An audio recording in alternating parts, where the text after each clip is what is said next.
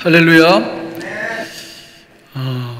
코로나가 길어지면서 그런 생각을 해봅니다. 우리 대한민국이 하나님의 너무 큰 축복을 지금까지 받아서 60년 이상 전쟁도 없고 또 신앙의 자유가 우리에게 충만히 주어져서 언제 어디서나 하나님 찬양하고 예배하고 경배하고 또 기도했던 이런 자유가 지금까지 지속되었었는데, 코로나를 기점으로 그런 자유가 점점 줄어들고 또 없어지지 않을까 하는 그런 생각입니다. 북한을 많이 생각해 봤어요. 또 중동 지역을 생각해 봤습니다. 신앙의 자유가 없죠. 하나님 마음껏 찬양할 수도 없고 예배할 수도 없는 그런 나라들. 그런데 너무 의미 있는 거는 그 속에서 하나님을 섬기는 사람들이 계속 늘어나고 있다는 겁니다.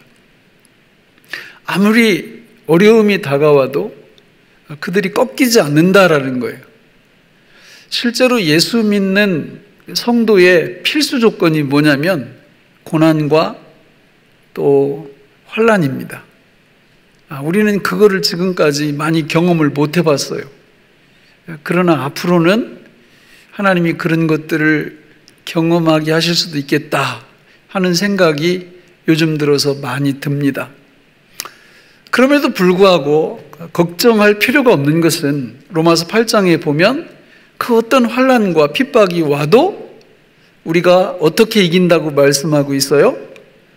넉넉히, 하나님의 백성들은 넉넉히 이길 수 있다, 이렇게 말씀하고 있다라는 겁니다. 오늘 하나님의 말씀은 우리에게 우리 지난주에 이어서 하나님이 누구시냐, 바로 우리의 뿔을 높여주시는 분이다. 우리의 잘못된 모든 것들을 다 뒤엎으셔서 역전시켜 주시는 분이시다. 우리 하나님이 우주의 온 국가의 역사에 개인적으로 그 모든 것들을 주관하시는 분이시다. 이런 말씀이 계속 이어지고 있다라는 것입니다. 그것을 잘 믿고 그 뿔이 높아졌던 사람들이 한나와 그 가문이었고, 그 하나님의 속성을 무시하고 믿지 않아 그 뿔이 낮아졌던 사람들이 엘리와 그 가문입니다. 오늘 우리에게 하나님은 선택하라 그 말입니다. 엘리 가문처럼 그렇게 하나님을 믿지 않고 신뢰하지 않을 건가? 아니면 한나 가문처럼 하나님을 신뢰하고 그 하나님의 그 뿔을 높여주시는 그 축복을 받을 건가를 선택하라는 것입니다. 오늘 그 선택의 기로가 우리 앞에 놓여 있는 거예요. 그런데 오늘 지난번부터 쭉 나누는 말씀을 보면 이게 엘리 혼자만의 문제가 아니라 엘리의 자녀들의 문제까지 이어지면서 이 신앙의 축복, 뿔을 높여주시는 축복은 당사자뿐만 아니라 그 가문 전체를 지배하고 있다라는 겁니다. 실제로 우리는 자식을 한번 낳으면 그 자식의 모든 것들을 무한 책임지는 그런 존재가 됩니다. 부모는. 자식들은 부모가 마음에 안 들면 삐지기도 하고 떠나기도 하고 이렇게 하지만 부모는 그렇게 하기가 정말 힘들어요. 왜냐하면 하나님께서 그런 마음을 부모에게 주셨기 때문에 그렇습니다. 따라서 부모된 우리들은 정말 하나님 앞에 나 자신만의 축복이 아니라 내 자자손손 하나님의 축복을 받을 수 있도록, 하나님께서 자자손손 뿔을 높여주실 수 있도록 그런 역할을 부모가 감당해야 한다는 것을 이 엘리 이야기, 한나 이야기를 통해서 우리한테 보여주고 있는 것입니다. 실제로 자식이 잘못돼도 부모의 신앙이 바로 서 있으면 그 자식들한테 희망이 있고 소망이 있습니다. 그러나 부모가 잘못되면, 거기다가 자식까지 잘못되면 이거는 어떻게 해볼 방법이 없는 거예요. 그것을 이 사무엘상 이 전반부에서 우리한테 계속 말씀해 주고 있다라는 겁니다. 오늘 본문 말씀 1절을 보면 여러분 그 시대의 영적 배경, 영적 분위기를 알 수가 있는데 우리 같이 한번 1절을 읽어보겠습니다. 아이 사무엘이 엘리 앞에서 여호와를 섬길 때에는 여호와의 말씀이 희귀하여 이상이 흔히 보이지 않았더라. 굉장히 슬픈 말씀이에요. 저 말씀이 그 당시 시대상을 우리한테 보여주는데 반대로 써 있어야 돼요. 반대로. 아이 사무엘이 엘리 앞에서 여호와를 섬길 때에는 여호와의 말씀이 어땠다고요? 희귀했다. 그래서 이상이 흔히 보이지 않았더라.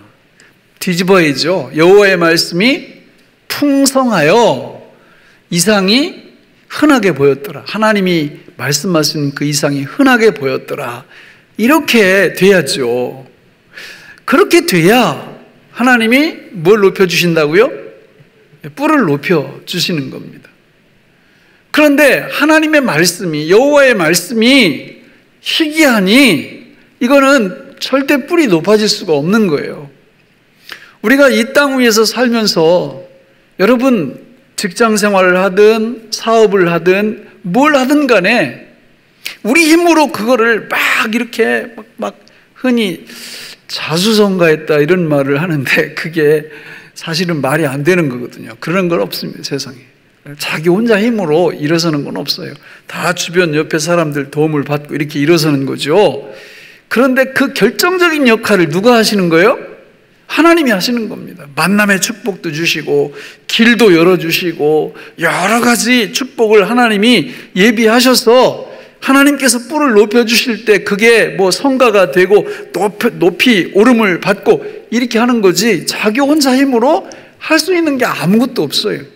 그런데 하나님께서 그런 축복을 주시는 결정적인 역할은 다른 데 있는 게 아닙니다. 뭐만 풍성해지면 된다고요?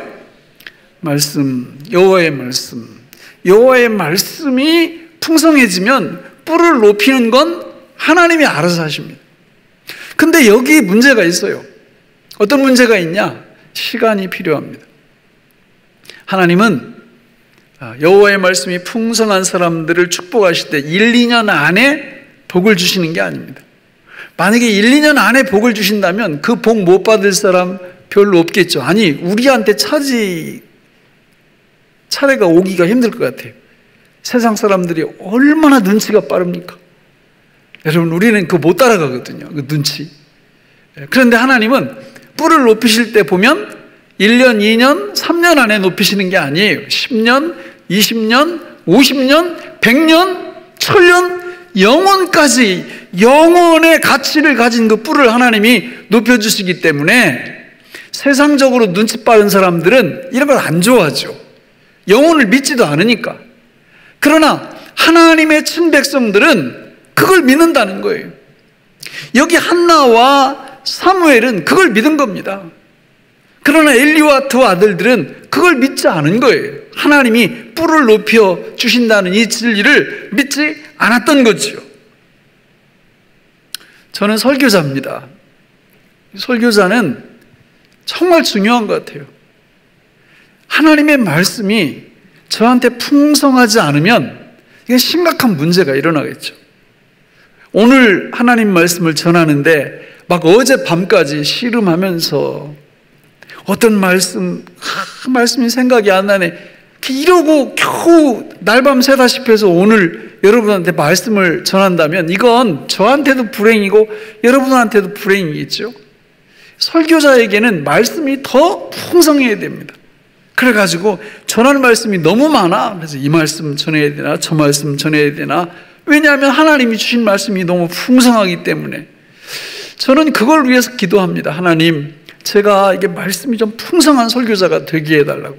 그냥 내일 전할 거 오늘 막 밤까지 고민하는 그런 그 설교자가 아니라 다 말씀을 쌓아놓고 주님이 주시는 말씀이 너무 풍성해서 그 말씀을 잘 전할 수 있는 설교자가 되게 해달라고 기도합니다.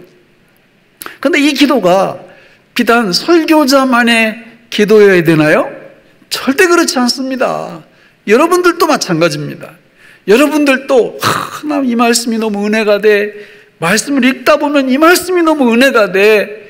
말씀 설교를 듣다 보면 저 말씀도 너무 은혜가 돼. 이래서 하나님의 말씀이 우리 영혼 속에 풍성히 거하게 될 때 여러분의 뿔이 높아지게 될 줄로 믿습니다.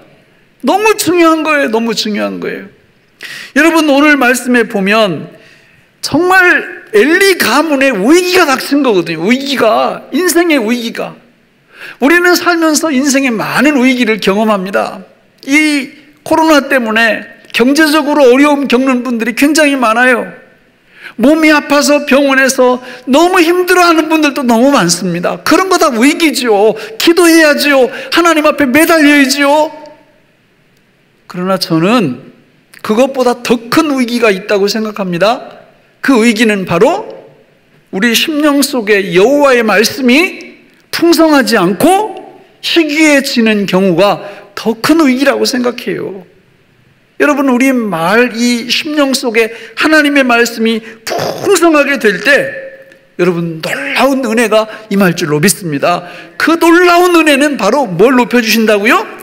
뿔을 높여주신다고요. 뿔을 1, 2년, 10년 이게 아니라 그냥 20년, 30년, 50년, 100년 영원토록 우리 내 자신의 뿔만 아니라 내 후손의 믿음의 뿔들이, 놀라운 축복의 뿔들이 우리 하나님으로 말미암아 높아지게 될 줄로 믿습니다.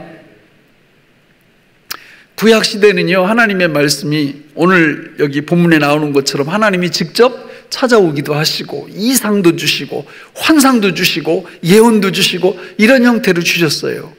그러나 신약시대의 하나님의 말씀은 그렇게 주시는 게 아니라 뭘로 주셨어요? 기록된 66권의 말씀으로 우리한테 주셨다라는 것입니다.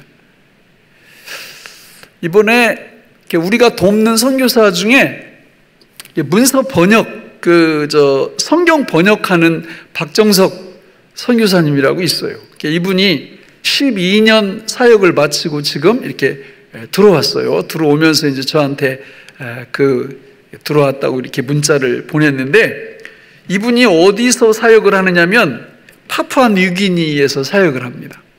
파푸아뉴기니에서 지금 12년 동안 사역하다가 이제 안식년 하려고 이렇게 들어온 거예요. 여러 가지 일 때문에 들어왔는데, 그럼 12년 동안 뭐 했냐 보고서를 보니까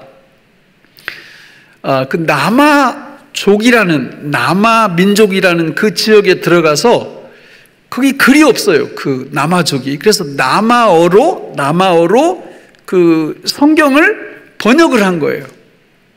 그 사람들의 그 언어로 번역을 한 겁니다. 몇 권 번역했냐? 12년 동안 마가복음 1권 번역했습니다. 그러니까 그 남아어는 성경이 마가복음 1권밖에 없는 거예요. 전 세계 언어가 약 6,000개 된다. 6,000개. 근데 글이 없는 민족이 너무 많아요. 그 민족들이 말은 있는데 글이 없는. 그래서 제가 이렇게 생각을 해보니까, 이분이 12년 동안 마가복음을 남아어로 번역하는 일에 혼신의 힘을 다 쏟고, 그 번역 끝나고 나서 그거를 하나님 앞에 봉헌해 드리는 그런 예배도 있고, 이런 걸 보면서 정말 귀하다, 귀해. 그 마가복음 1권이 그 남아족들의 영혼을 살찌우고 그들을 구원시키는데 결정적인 역할을 할 줄로 믿습니다. 그러면서 제가 생각을 해본 거예요. 우리는 대한민국에 사는 한국어를 말도 있고 글도 있는 우리 민족은 성경을 몇 권이나 번역해서 갖고 있나? 여러분, 몇 권이나 번역해서 갖고 있습니까? 전부 다 66권. 누구든지 마음만 먹으면 여호와의 말씀이 그 심령 속에 희귀하지 않아요. 마음만 먹으면 여호와의 말씀이 우리 심령 속에 풍성해질 수 있는 모든 조건이 다 갖춰져 있어요. 할렐루야. 그래서 제가 이 말씀을 묵상하다가 신앙 지도를 다시 해야 되겠다, 이런 생각을 했어요. 우리 교인들이 정말 뿔이 높아지고 자자손손 뿔이 높아지고 하나님의 축복을 받기 위해서는 지금처럼 성경 읽기를 지도해서는 안 되겠다라는 생각을 한 거예요. 지금까지는 제가 어떻게 지도를 했어요? 그래도 1년에 몇 번은 읽으셔야 된다? 한 번은 읽으셔야 된다. 신구약 성경. 이렇게 제가 지도를 했죠. 바꿀 겁니다. 어떻게 바꿀 거냐? 3년에 10번 정도 읽으시라. 10번. 3년에 10번. 그럼 1년에 몇 번 읽어야 되는 거예요? 3번을 넘게 읽으셔야 되는 거예요. 그럼 하루에 몇 장을 읽어야 됩니까? 약 10장을 읽으셔야 돼요. 약 10장을. 아이고, 목사님. 아니, 하루에 3장도 1년 1독할 3장도 힘든데 어떻게 10장을 읽어요? 그러니까 여호와의 말씀이 희귀해지는 거예요. 하루에 3장 읽는 분들이 절반도 안 돼, 절반도 안 돼. 한 장도 안 읽어요. 그러니까 그렇게 하느니 차라리 여호와의 말씀이 어떻게 되려고요? 풍성해지려고. 우리 골로새서 3장 16절 읽어보겠습니다. 시작. 그리스도의 말씀이 너희 속에 풍성히 거하여 모든 지혜로 피차 가르치며 권면하고 시와 찬송과 신령한 노래를 부르며 감사하는 마음으로 하나님을 찬양하고. 됐습니다. 그리스도의 말씀이 너희 속에 어떻게 거하라고요? 풍성히 거하라고요. 그러니까 풍성히 거하려면 제가 보니까 하루에 석 장 읽어서는 안 돼요. 성경 특성이 그렇더라고. 그래도 한 10장은 읽어야 돼요. 10장은. 예? 그러면 아니 목사님 1장 2장 읽기도 힘든데 어떻게 10장을 읽습니까? 방법을 가르쳐 드릴게요. 자, 첫째 방법. 기도하면 됩니다. 어떻게 기도할까요? 그리스도의 말씀이, 하나님의 말씀이 내 안에 풍성히 거할 수 있도록 하나님, 제가 하루에 성경 몇 장 이상? 10장 이상 읽게 해주십시오. 이렇게 기도해 보세요. 우리가 하나님 앞에 드리는 기도는요, 어떤 기도는 하나님이 고민이 많으셔요. 고민이 이걸 응답해야 되나 말아야 되나. 예? 그러나 하나님, 제가 하루에 성경 10장 이상 읽게 해주십시오. 이렇게 기도하면 하나님이 그 응답을 망설이실까요? 즉각 주실까요? 잘 모르겠어요? 해보세요. 그러면 기도를 즉각 주십니다. 여러분 하루 시간 테이블 24시간을 한번 이렇게 노트를 해보시라고. 얼마나 쓸데없는 일에 우리가 시간을 많이 쓰는지 몰라요. 드라마 같은 거는 뭐 2시간, 3시간씩 그냥 눈 하나 까딱 않고 이렇게 넘기면서 하나님이 우리 뿔을 대대손손이 높여주시겠다고 하시는 하나님의 말씀은 안 읽는 거예요. 너무 안타깝잖아요. 여러분 정말 제가 확신할 수 있어요. 하루에 10장 이상 읽으시면 여러분이 사업을 하시든 직장생활을 하시든 뭘 하시든 간에 하나님이 여러분의 모든 것들을 책임지시고 여러분의 뿔을 자자손손이 높여주실 줄로 확신합니다. 안에서 문제예요. 안에서. 예? 기도해 보시라고. 기도해 보시라고. 이걸 놓고 기도해 보시라고요. 단 읽으실 때 주의할 게 있어요. 여러분들이 성경은 쉽기도 하고 어렵기도 하거든요. 그래서 읽다가 어려운 거 나오잖아요. 무조건 넘기세요. 그냥 넘기세요. 그거 어려운 거 이해하려고 하지 말고 무조건 넘기세요. 그래서 하루에 10장을 채우시라고. 여러분이 쉽게 이해할 수 있는 말씀만 갖고도 하나님의 축복을 받는데 전혀 지장이 없어요. 전혀 지장이 없어요.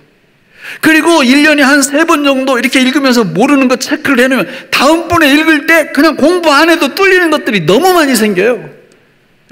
그런 식으로 하나님 말씀이 여러분 안에 풍성히 거하게 되면 여러분 자식들이 비록 잘못된 길로 가도 걱정할 거 없어요.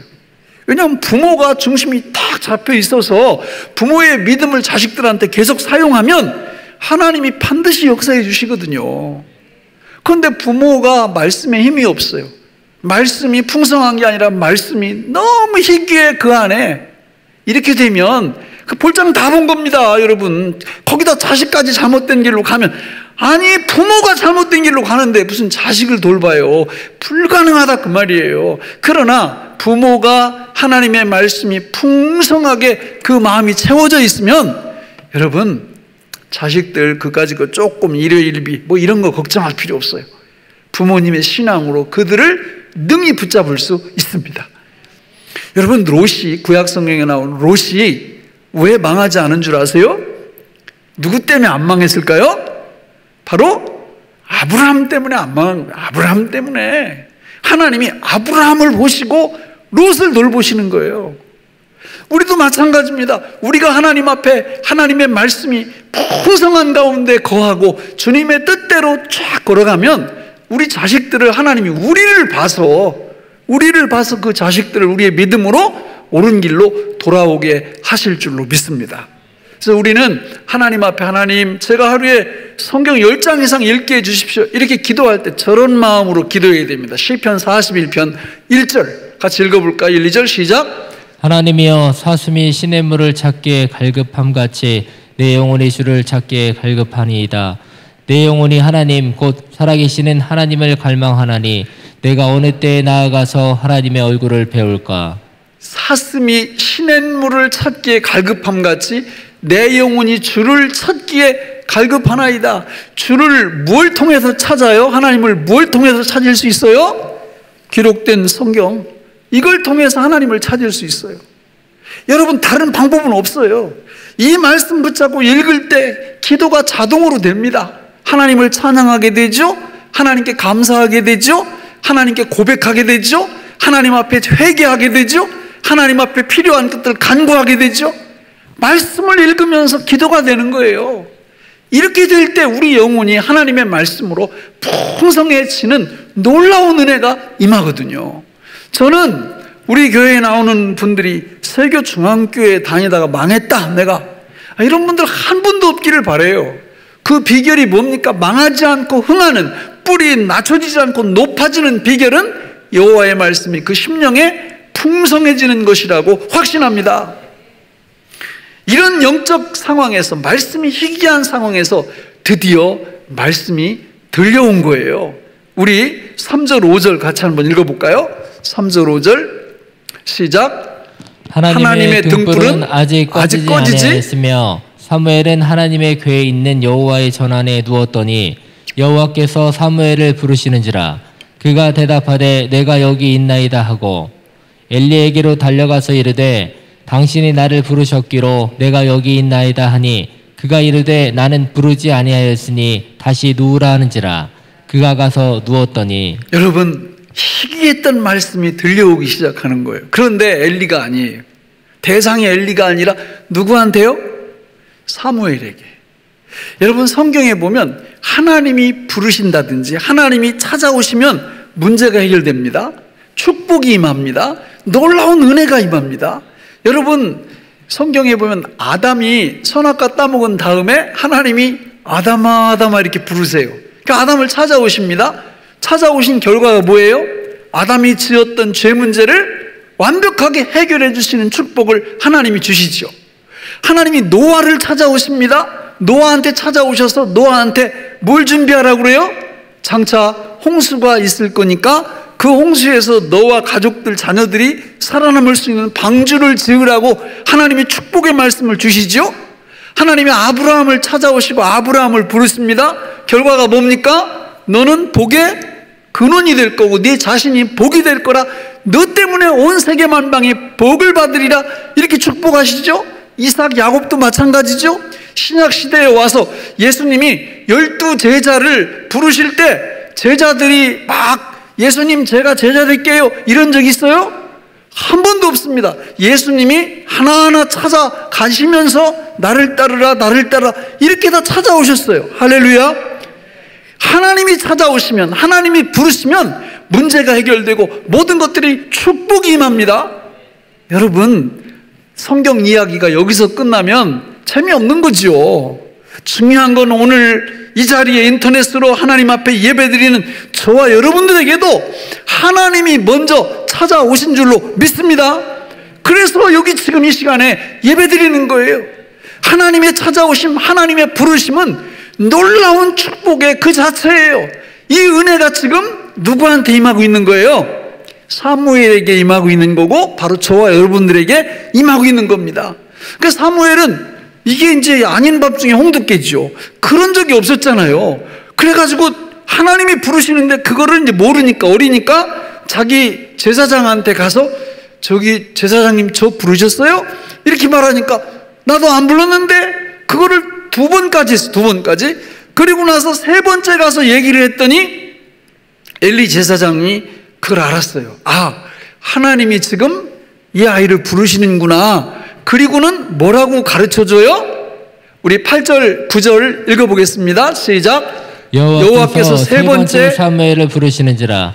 그가 일어나 엘리에게로 가서 이르되 당신이 나를 부르셨기로 내가 여기 있나이다 하니 엘리가 여호와께서 이 아이를 부르신 줄을 깨닫고 엘리가 사무엘에게 이르되 가서 누웠다가 그가 너를 부르시거든 내가 말하기를 여호와여 말씀하옵소서 주의 종이 듣겠나이다 하라 하니 이 사무엘이 가서 자기 처소에 누우니라. 여러분 저 말씀을 보시면 세 번째 왔을 때 엘리가 뭐라고 그래요? 눈치를 채는 거예요. 아, 하나님이 지금 이 아이를 부르시는구나. 그러면서 또 부르시거든 여호와여 말씀하옵소서 주의 종이 듣겠나이다. 이렇게 대답을 하라고 가르쳐줘요. 그렇죠? 그러면 여러분 잘 생각해 보세요. 지금 엘리에게 하나님이 부르셨던 경험이 있다는 거예요? 없다는 거예요? 없다면 이렇게 못 가르쳐 주죠. 전에 자기에게도 말씀하실 때 여호와여 말씀하옵소서 주의 종이 듣겠나이다 이렇게 한 적이 있다 그 말이에요. 그러니까 가르쳐 주는 거죠. 이때 여러분 엘리의 심정이 어땠을까요? 여러분 입장 바꿔놓고 생각해 보세요. 하나님의 말씀을 계속 받아왔어 지금 엘리가. 그런데 무슨 일 때문에 더 이상 말씀이 임하지 않고 그 말씀이 희귀해져 버렸어요. 그런데 어느 날 갑자기 자기가 아닌 제사장, 이스라엘 민족의 대표 제사장인 자기가 아닌 지금 어린 사무엘에게 그 말씀이 임하는 그 모습을 볼 때 마음이 어떻겠어요? 이런 일이 우리에게 일어나서는 안 된다는 겁니다. 내가 전에 말씀 읽을 때 눈물도 나오고 은혜도 되고 감동도 받고 설교 말씀 들을 때 너무 마음이 찡하고 은혜가 되고 감동이 되고 이랬는데 요즘은 그게 없어. 성경을 읽어도 뭐 그냥 맹숭맹숭하고 뭐 그냥 설교를 들어도 그냥 맹숭맹숭하고 전에는 안 그랬는데 근데 나만 그런 줄 알았더니 옆에 김 집사를 보니까 이 사람은 안 그래. 그냥 말씀 읽으면서 계속 은혜 받는다고 얘기 설교 시간에도 은혜가 된다고 하지. 어떻게 된 거예요? 이렇게 되면 심각한 문제에 봉착해 있는 겁니다. 내 자신이. 원인이 뭘까요? 원인이 이렇게 된 원인이 그 원인을 사무엘상 2장 29절에서 하나님이 미리 말씀을 하셨어요. 같이 읽어볼까요?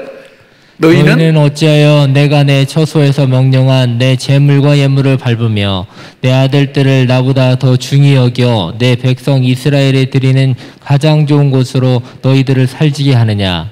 원인이 뭐예요? 원인이 예? 지금 엘리가 잘못한 건 다른 게 아니라 하나님 여기 계시죠? 엘리가 있죠? 그러면 여기 지금 뭐라고 그래요?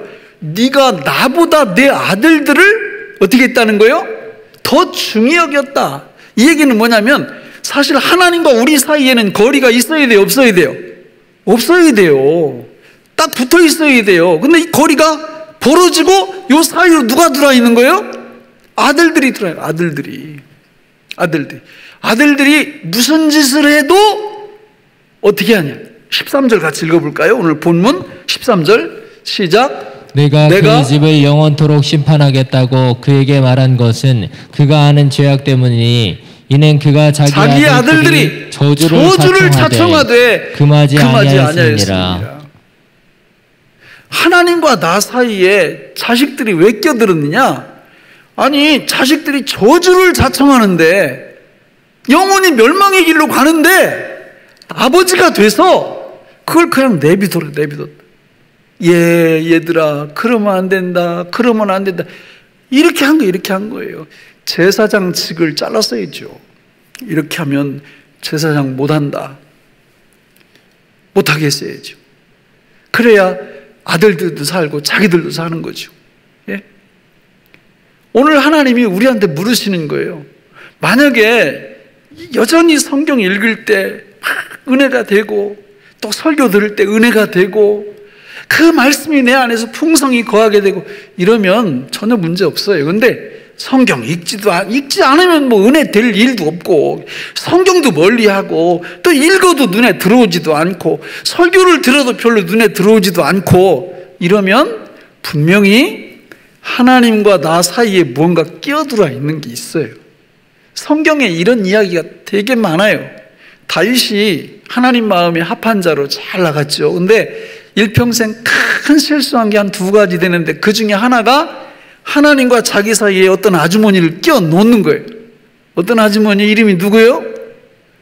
바세바. 바세바를 하나님과 자기 사이에 이렇게 끼워 놔서 엄청 혼났죠, 하나님 앞에. 대성통곡하고 회개하고 시편 51편에 보면 하나님 앞에 다시 회복을 하죠. 예? 엘리는 회개를 안 하는 거예요, 회개를. 하나님과 자기 사이에 아들들 끼워놓고는. 예? 사사기에 보면 삼손이 나옵니다. 삼손은 진짜 나귀턱뼈 하나로 블레셋 군인들 1,000명을 죽일 정도로 그런 능력 있는 사람이었는데, 그거는 항상 하나님과 자기 사이에 아무것도 없을 때 그런 능력이 임했어요. 근데 하나님과 자기 사이가 벌어지고 거기 앞에 누가 끼어 들어왔어요? 들릴라라는 여인이 하나님과 자기 사이에 끼어 들어오면서 그는 처절한 패배를 당하죠. 오늘 우리들도 마찬가지예요. 여러분, 여호와의 말씀이 우리 심령에 희귀하다. 이게 은혜가 안 돼. 하나님의 말씀을 봐도. 설교를 들어도 은혜가 안 되고, 그러면 거의 틀림없어요, 여러분. 하나님과 나 사이에 뭐 돈이 끼어 들어왔든지, 거기 다른 이성이 끼어 들어왔든지, 거기 다른 문제가 탐욕이 끼어 들어왔든지, 뭐가 끼어 들어와 있는 거예요. 그거 빼내야 됩니다. 그거 빼내야 돼요. 그게 자식이라면 그거 빼내야 돼요. 예? 그래야 자식들이 지금 뭐라고 그랬어요? 저주를 자청하는데도 무감각한 거예요. 죽으면 말지 뭐, 그까짓 거 제 인생 지가 알아서 하지. 이런 마음이요. 그게 아니잖아요. 자식만 죽는 게 아니라 자기도 죽거든요. 예? 오늘 우리는 축복 중에 살아가는 사람들이에요. 예수 그리스도를 믿으면 그 놀라운 믿음 속에서 하나님의 놀라운 은총을 받고 살아가게 되어 있는 것이 저와 여러분들인 줄 믿습니다. 여러분, 하나님과 나 사이에 끼어 있으면, 그게 발견되면 즉각 회개하면 예수님의 십자가 공로로 용서받고 회복되는 줄로 믿습니다. 우리한테 그런 은혜가 있는 거예요. 그런데 그거를 무시하고 계속해서 하나님과 나 사이에 무언가 끼어 있는데 그거를 외면하면 나타나는 열매가 뭐냐? 여호와의 말씀이 어떻게 된다고요? 희귀해져요. 이게 말씀이 은혜가 안 돼. 이게 하루에 10장씩 읽으라고 하면 반발심만 생기는 거예요. 무슨 10장을 읽어. 바빠 죽겠는데. 그거 바빠 죽겠는데 진짜 바빠 죽는 거예요, 그렇게. 그러나 하나님과 나 사이에 무슨 장애물이 있는 게 보일 때 회개함으로 그거를 빼버리면 성경 읽는 게 제일 바빠지죠. 성경 읽는 게 너무 재밌죠. 사슴이 시냇물을 사모하듯이 말씀을 탐구하기 시작하죠. 그러면 하나님이 뿔을 높이시는 거예요. 사업, 직장, 자녀들 다 책임지십니다. 할렐루야. 말씀을 맺겠습니다. 여러분, 여호와의 말씀이 우리 심령 속에 희귀하면요, 이게 우리 뿔을 낮출 수밖에 없어요. 우리 뿔을 높이는 유일한 방법은 여호와의 말씀이 우리 심령 속에 풍성하게 만드는 거예요. 그렇게 하려면 하루에 몇 장 읽으시면 된다? 10장. 예. 이거 놓고 기도하시면 돼요. 그럼 하나님 시간 다 주세요. 능력 다 주세요. 할 수 있는 모든 여건을 다 주십니다. 읽을 때 모르는 건 어떻게 하라고요?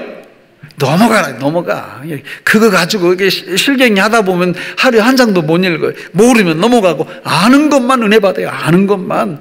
그렇게 할 때 우리 하나님께서 우리 심령 속에 말씀의 풍성함을 주시고, 그 풍성함이 결국은 나를 살리고 내 자식들을 살리고 우리 모두를 살리는 하나님의 축복의 원천이 되는 줄로 믿습니다. 이 축복의 길로 걸어가시기를 예수님의 이름으로 축원합니다. 기도하겠습니다. 하나님 아버지, 오늘 우리에게 주신 이 말씀이 생명의 말씀이 되게 하여 주옵소서. 예수님의 이름으로 기도하옵나이다. 아멘.